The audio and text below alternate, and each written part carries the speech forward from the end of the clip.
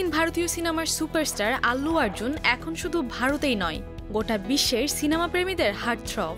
পুষ্পা সিনেমার মাধ্যমে যে তিনি প্যান ইন্ডিয়ান স্টার হয়ে উঠেছেন তার আলাদা করে বলার প্রয়োজন নেই। একের পর এক ব্লকবাস্টার সিনেমায় অভিনয় করে বিশ্বজুড়ে নিজেকে প্রতিষ্ঠিত করেছেন তিনি।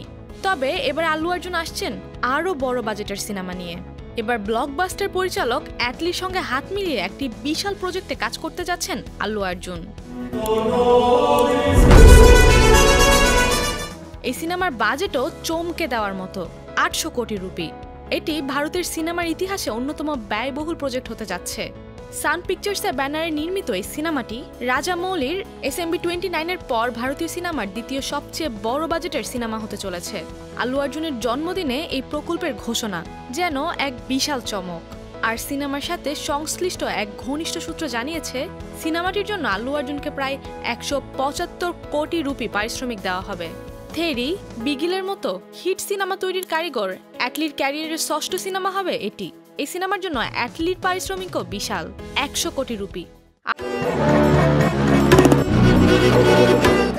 ৮০০ কোটি রুপি বাজেটের সিনেমার নির্মাণে ২০০ কোটি রুপি শুধু নির্মাণের জন্য ব্যয় করা হয় এবং ২৫০ কোটি রুপি VFX এর জন্য নির্ধারিত হয়েছে। সিনেমাটির VFX ক্যারেক্টার তৈরি করতে হলিউডের প্রথম সারির VFX টিমের সঙ্গে আলোচনা চলছে। সিনেমার প্রজেক্টে আল্লু অর্জুনকে এক এক করে মাস্ক, গিয়ার এবং নিজের 3D ক্যারেক্টারের লুক নিয়ে কাজ করতে দেখা গেছে।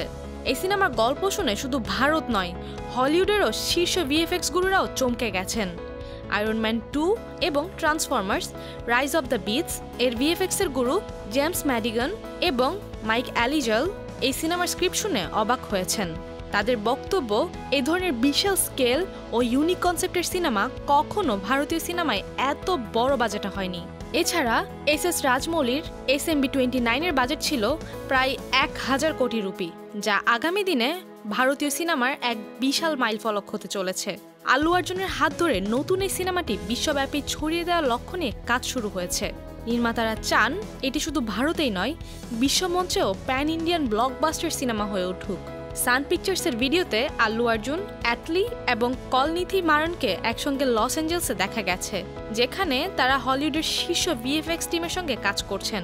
এর মানে এই সিনেমা শুধু ভারতীয় সিনেমার গণ্ডি ছড়িয়ে আন্তর্জাতিক সিনেমার মানচিত্রে এক নতুন জায়গা করে নিতে চলেছে।